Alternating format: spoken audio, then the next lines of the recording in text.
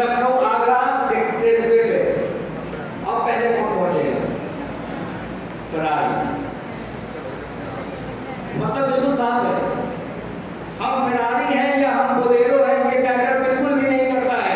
Matter ये करता है कि हम जिस रास्ते पर चलने के लिए बने हैं हम उस रास्ते पर हैं या नहीं। अगर हम बोलेरो हैं और हम फरारी को देख करके एक्सप्रेसवे पे उसके साथ दौड़ लगा रहे हैं हम पीछे रह जाएंगे। लेकिन अगर हम बोलेरो हैं और गड्ढे वाले रास्ते में फरारी के साथ कॉम्पीट कर रहे हैं तो हम जीतेंगे। यही होता है कोर्सेज चूज करने के समय में। मत देखो कि तुम्हारा दोस्त क्या कर रहा है, मत देखो कि तुम्हारी सहेली क्या कर रही है, तुम अपनी कैपेबिलिटीज को समझो, अपने इंटरेस्ट को समझो। क्योंकि जब हम अपने इंटरेस्ट की चीजें करते हैं ना तो हम अपने क्षमता से ज्यादा एफर्ट उसमें लगा पाते हैं। अगर मुझे इंजीनियरिंग करने में मजा आएगा, मैं इंजीनियरिंग करूंगा तो मैं रात रात भर बैठ के पढ़ूंगा। लेकिन जिस दिन मुझे इंजीनियरिंग बोझ करने लगेगा मैं नहीं पढ़ पाऊंगा।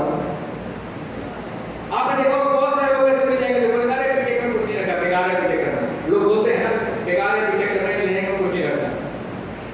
ये सोचने की बात है कि सुबह हमारे सो करके उठने से लेकर के रात में हमारे सोने तक आप यहाँ तक आए, मैं ये बात कर रहा हूँ, ये सब कुछ इंजीनियरिंग है। पूरी की पूरी मानव सभ्यता जिस इंजीनियरिंग पर डिपेंडेंट है वो कोर्स पूरा कैसे हो सकता है? वो कोर्स पूरा नहीं है। Again the same theory, Ferrari Bolero. आप वो कैंडिडेट हैं जो ये कह रहा है कि इंजीनियरिंग करना गलत है, आप वो कैंडिडेट हैं जो इंजीनियरिंग के लिए नहीं बने थे। इसका ये मतलब बिल्कुल भी नहीं है कि आप फेलियर हैं, आप बेकार हैं। आप किसी और चीज के लिए बने थे लेकिन आपने वो रास्ता नहीं चुना। आपने इन्फ्लुएंस में आकर के अपने दोस्तों को देख करके अपने समाज में लोगों की बातें सुन करके आपने इंजीनियरिंग चुन लिया। कोर्सेज कोई भी बुरा नहीं होता है।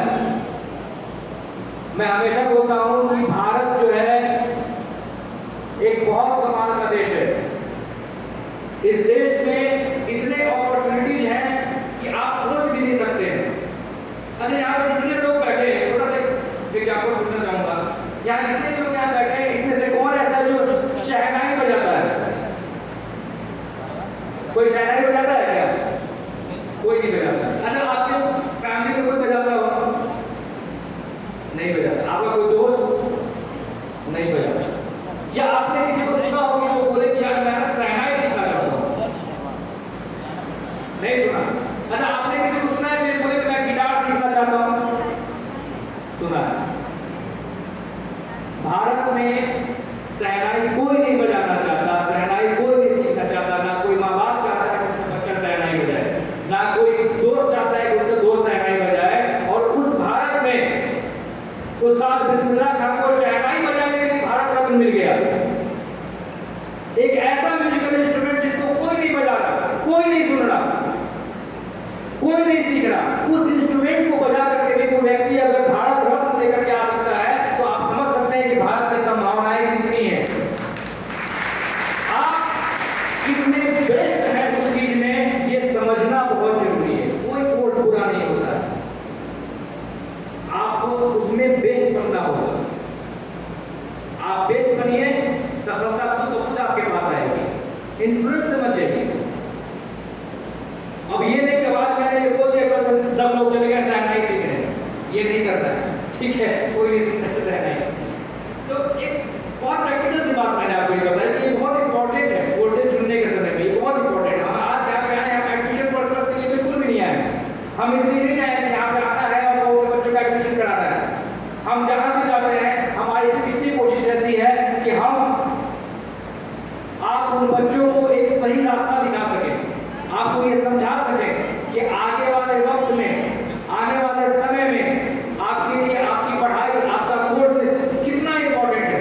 आज आप जो कोर्स चुनेंगे, आज आप जिस कोर्स में एडमिशन लेंगे, आने वाले वक्त में आप उस कोर्स की बदौलत जाने जाएंगे।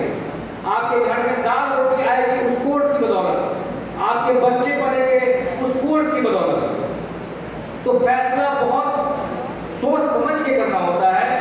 सिर्फ इस चीज पर ध्यान देना बहुत जरूरी है कि मैं जो कोर्स करना चाह रहा हूँ क्या मैं वाकई वो करना चाहता हूँ या किसी रिश्तेदार ने बोला है या किसी दोस्त ने बोला है इसलिए कर रहा हूँ। ठीक है। अभी क्या होता है, खास करके 3 स्टेट में मैं देखता हूँ, बिहार, यूपी और राजस्थान के हिस्से में। यहाँ पे क्या होता है कि जब कोई सरकार की वैकेंसी आती है तो लोग कोर्स करने निकलते हैं, नर्सिंग की वैकेंसी आती है तो लोग नर्सिंग करने जाते हैं। अरे भैया जब तक कोर्स कंप्लीट होगा सरकार की योजना वैकेंसी सब खत्म हो जाएगी। लेकिन इस बात का मतलब यार नर्सिंग की वैकेंसी है, चलो भाई जीएनएम करते हैं, चलो भाई बीएससी नर्सिंग करते हैं। अभी पिछले 2 सालों में हमारे पास तो हर साल काम करता है, 2019 तक सबको डिप्लोमा फार्मेसी करना था, सबको, क्योंकि व्यवस्थाएं लागू हो रही थी सरकार के द्वारा। अभी पिछले 2 साल से सबको नर्सिंग करना है क्योंकि सरकार की व्यवस्थाएं लागू हो रही है। ये व्यवस्थाएं आज लागू हो रही हैं, आपका कोर्स 4 साल बाद खत्म होगा। उस वैकेंसी के भरोसे कोर्सेज मत चुनो, कोर्सेज ऐसा चुनो जिसमें हमेशा विकल्प मौजूद हो, और वो विकल्प तब मौजूद रहेगा जब आप उस कोर्स को बेहतर तरीके से करेंगे, और बेहतर तरीके से तब कर पाएंगे जब अपने पसंद के कोर्सेज में जाएंगे। तो मुझे उम्मीद है कि यहाँ जितने भी बच्चे आए हैं, जितने भी बच्चे इस योजना में शामिल हो रहे हैं, जितने भी ऐसे माँ बाप ऐसे हैं, माँ बाप को भी बहुत जरूरी है ये समझना। माँ बाप की तरफ से भी मैं जितने भी पेरेंट्स हैं उनसे भी कहना चाहूँगा, थोड़ी गलती आप सबकी भी है।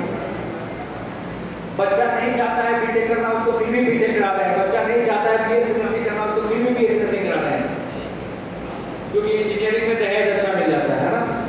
इसलिए इस थ्योरी पर नहीं चलना है। बच्चे को पढ़ाइए, पढ़ाना बहुत जरूरी है, बेहतर शिक्षा दीजिए, वो ज़्यादा जरूरी है। डिग्री इकट्ठा करने से कुछ नहीं होगा। देखो ये बहुत प्रैक्टिकल सी बात है कि अब ज्ञान पाने के लिए कोई नहीं पढ़ रहा है। वो टाइम गया जब लोग ज्ञान पाने के लिए पढ़ते थे, जब लोग गुरुकुल में जाते थे वो ज्ञान के लिए पढ़ते थे। आज के टाइम पे हर कोई पढ़ रहा है पैसा कमाने के लिए। ये बहुत प्रैक्टिकल सी बात है, इस बात से कोई डिनाई नहीं कर सकता है। लेकिन उसके साथ साथ अगर हम बेहतर तरीके से एजुकेशन कंप्लीट करेंगे तो हम शायद बेहतर भविष्य अपना भी बना पाएंगे और एक बेहतर सोसाइटी भी बिल्डअप कर पाएंगे। तो अगर पढ़ाई कर रहे हैं तो कोशिश कीजिए कि वो पढ़ाई सही मायने में हो। उन कॉलेजेस में मत जाइए, उन स्कूल से मत जाइए जहाँ पे डेस्क के ऊपर में बेंच उलट करके रखे हुए हैं सालों से, वहाँ जाने की जरूरत बिल्कुल भी नहीं है। कोशिश कीजिए उस व्यवस्था से बचने की, क्योंकि जब आप उस व्यवस्था से बचेंगे तो वो इंस्टीट्यूशन भी अपनी इस व्यवस्था को तोड़ देंगे। वो क्यों कर रहे हैं ऐसा? क्योंकि आप चाहते हैं कि ऐसा हो, पेरेंट्स चाह रहा है, बच्चा चाह रहा है कि बस ऐसा हो जाए, तो वो व्यवस्थाएं मिल रही है। इकोनॉमिक्स का बहुत बेसिक कहते हैं ना कि आवश्यकता ही आविष्कार की जननी है। हम भी डेवलप कर रहे हैं तो इंस्टीट्यूशन के पैरामीटर्स डाउन हो रहे हैं। ये बहुत जरूरी है। आज क्यों पूरे ऑल ओवर इंडिया से, भारत के हर राज्य से बच्चा चंडीगढ़, पंजाब, बैंगलोर, इन सब जगहों पे जाने में इंटरेस्टेड रहता है, क्योंकि उसको पता है कि वहाँ की शिक्षा व्यवस्था जो है वो किस तरीके से चल रही है। हम भी जाते हैं, जब यहाँ से यूपी से लोग निकलते हैं, जाते हैं उधर देखते करते वहाँ कितना कमाल का कॉलेज है। वो कमाल का कॉलेज सिर्फ ईंट पत्थरों से नहीं बना है, वहाँ बच्चे हैं, पढ़ाई कर रहे हैं, उनको जरूरत है लैब की, उनको जरूरत है लाइब्रेरी की, उनको जरूरत है जिम की, उनको जरूरत है स्पोर्ट्स की। इस वजह से वो व्यवस्थाएं वहाँ पे, जिस दिन ये जरूरत हम यहाँ पैदा कर देंगे, यहाँ भी व्यवस्थाएं बन जाएंगी। तो बेहतर है कि इस माइंडसेट को ब्रेक कीजिए, और ये किसी एक के करने से नहीं होगा, ये सिर्फ देव एजुकेशन के करने से नहीं होगा, ये हम सबकी भूमिका है। मैं उम्मीद करता हूँ यहाँ जितने भी लोग ऐसे आए हैं, जितने भी ऐसे बच्चे आए हैं, उन सब लोगों को उनके पसंद के कोर्सेज में एडमिशन मिलेगा। हमारी कोशिश रहेगी कि यहाँ से कोई भी बच्चा निराश ना जाए। हर साल हमारी कोशिश रहती है कि हम ज़्यादा से ज़्यादा सीटें उपलब्ध कर सकें, लेकिन दुर्भाग्यवश हर साल कुछ ना कुछ कसर रह जाती है। बच्चों की संख्या और सीटों की संख्या में एक गैप रह जाता है। लेकिन आज हम कोशिश करेंगे कि जिस भी कोर्सेज के लिए बच्चे यहाँ आए हैं उनको हम उस रिलेवेंट कोर्सेज में एडमिशन दे सकें, सीट्स दे सकें, और बच्चे यहाँ से जो है खुश होकर के जाएं, एक बेहतर करियर का चुनाव करके जाएं, एक